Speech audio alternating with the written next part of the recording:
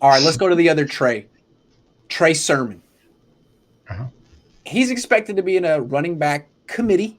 He could end up the season with 100 carries. Or, I mean, depending on what Raheem Mostert does, like we talk a lot about how unreliable Jimmy Garoppolo is. Well, Raheem Mostert's kind of the same. Sorry, Raheem, I love you, but let's be fair. He missed 8 games last year too.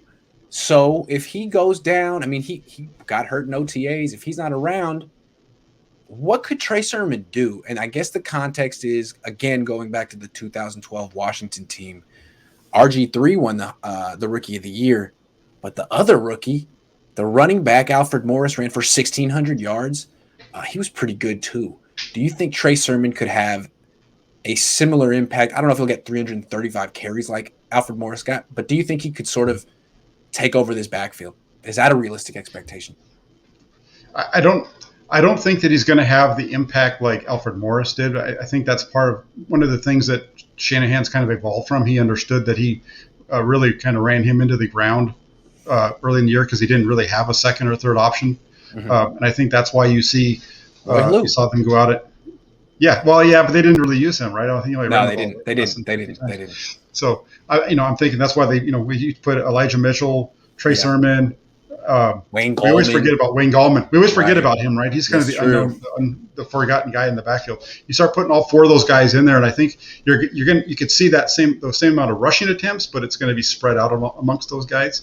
That's true. But I do see Trey Sermon as being of the 2 rookies. He's the guy that's the finisher.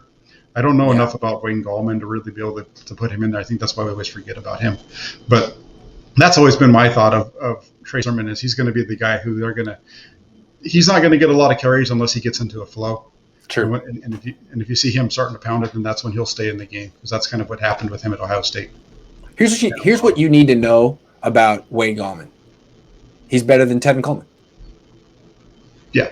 He is. Yeah, I think. Mm-hmm. So right there, that's a good spot. That's a good guy to have. And then, so I think that's important to remember.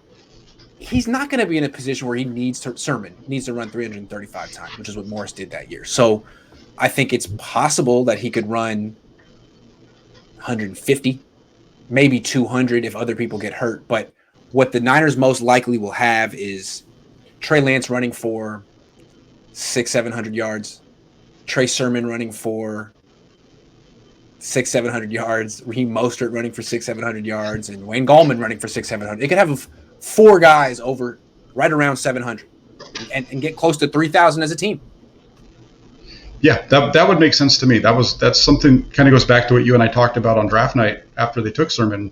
I think either day 2 or day 3 of the draft, when we're talking about kind of the way that they it seems like they built this team to be a little bit more power, a little bit more run heavy, which makes sense if you're going to be utilizing a rookie quarterback that you're going to want to take the pressure off him as much as possible.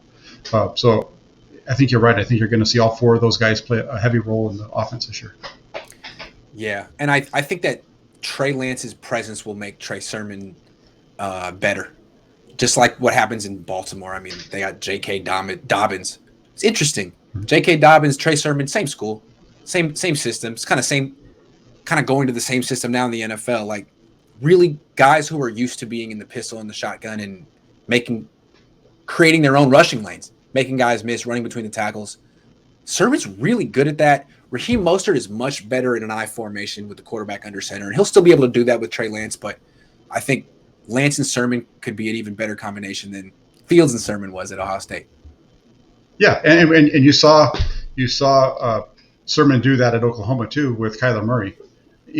Being able to run out of the shotgun and run all that same stuff that you see him with the 49ers. So he did it there too. And he really at times carried that we talked a little bit during the how Sermon kind of carried the Ohio State team into the championship game. There were times in 2018 when he was still at Oklahoma that he carried Kyler Murray when Kyler Murray was struggling, like the Texas Tech game, for example, where Murray kept throwing interceptions and he just had to dominate the game for Oklahoma to win.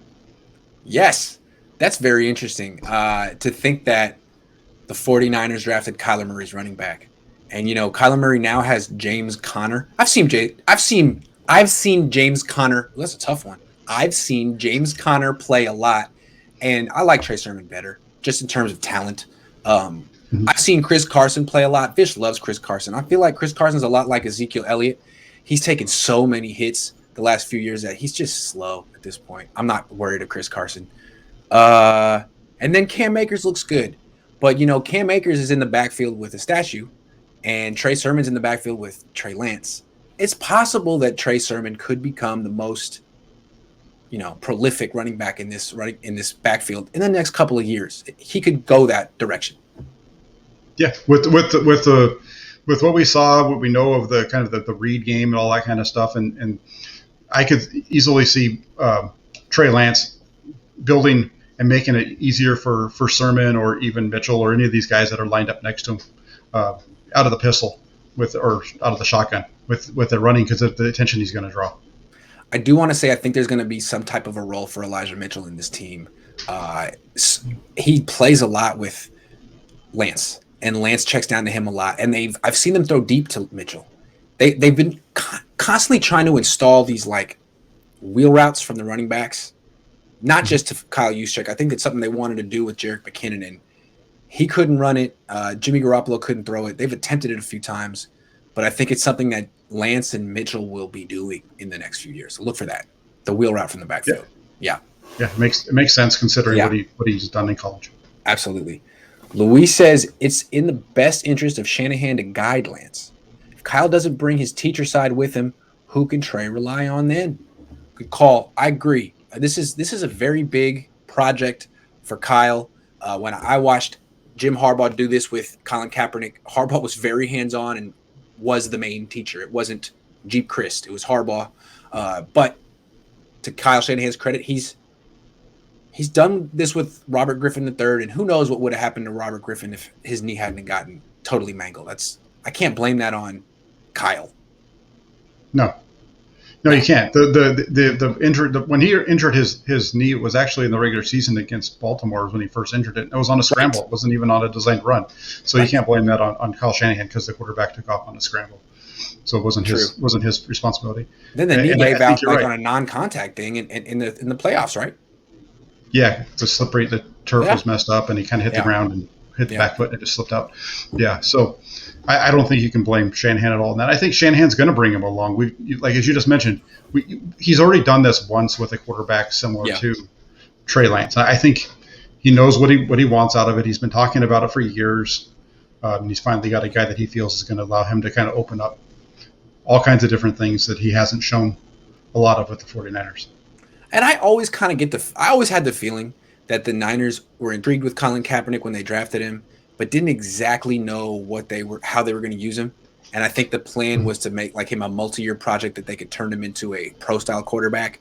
And then they saw what Kyle Shanahan did with RG3 in 2012, and they were like, oh, we can do that too. I mean, they always said that they've been working with the guy at Reno, and this was the plan all along. But Kyle did it first, for the record. And it seems like the Niners quickly realized they could do it maybe even better, and they put their own spin on it. But Kyle was there first. Well, both those happened in 2012. Though, that's right. And Kyle did it week 1, and the Niners got to it by week 10. So gotcha. That's right. Got there. They got there quick. They didn't waste much time because really in 2012, if you were running that read option, you had a top 5 offense in the league, right? Yeah. Do you remember if Kaepernick played week 1 against Green Bay? Oh, absolutely. Yes, I was there. I think it was one snap at the end of the half, a quarterback draw, and he gained like 20 yards. Uh-huh. And I remember thinking, man, he's in great shape. Like, he got a lot bigger this year. Remember how big Kaepernick used to be? People forget. He doesn't look the same anymore. He was huge.